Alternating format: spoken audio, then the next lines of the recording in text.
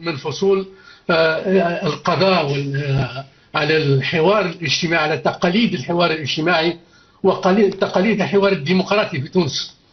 هذه من بشائر نظام التصحيح، نظام الانقلابي. يعني يقع الان انه ما عادش نحكي معكم النقابه، في الاصل هي كانت سند للانقلاب وكانت داعما له. الان لا، ما تحكيش معي، بس بدين ياخذوا قراراتهم وحدهم، ما يهمهمش في حقوق العمال، حقوق الاساتذه، حقوق الحركه التعليميه من اساتذه ومعلمين واساتذه ملحقين، ولهم حقوقهم وواجباتهم ولهم يعني مستلزمات في خاصه في مفتتح هذه السنه الدراسيه والجامعيه. يا اخي الاستهانه بهم لا يقع حوار، لا يقع حوار. فهمتي؟ هذه بلاغ بهذا العنوان الحقيقيه، بلاغ بهذا العنوان في كما قلت سي عبد العزيز في بدايه في مفتتح السنه الدراسيه، عباره سنه بدون حوار نقابي.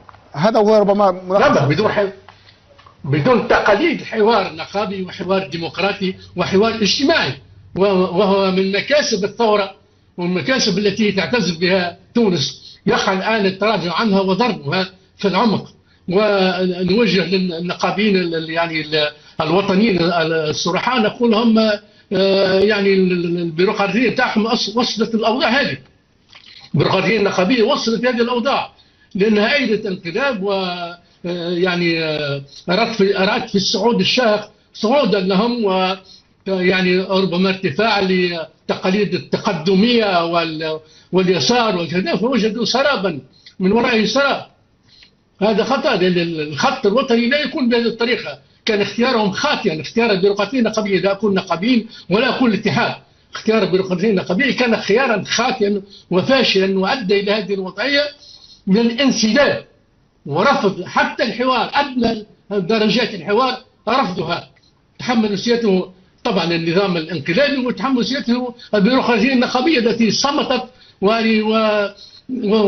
ويعني واستهانت بحقوق الشعب، واعتبر ذلك نوع من يعني نعم.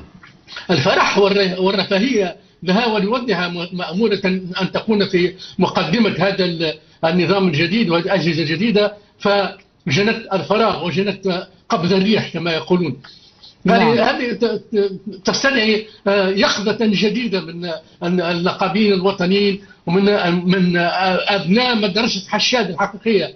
هؤلاء أبناء مدرسة السي جي تي التي عارضها حشاد وانسحب منها وأسس على أساسها الاتحاد العام التونسي، الشغل العظيم بصورة حشاد ومدرسته، وليس بمدرسة البيروقراطية النقابية وهؤلاء المتطفلين على العمل النقابي ومتطفلين على الحركة النقابية وعلى العمل الديمقراطي النقابي وعلى الحوار الاجتماعي الديمقراطي النقابي. نعم.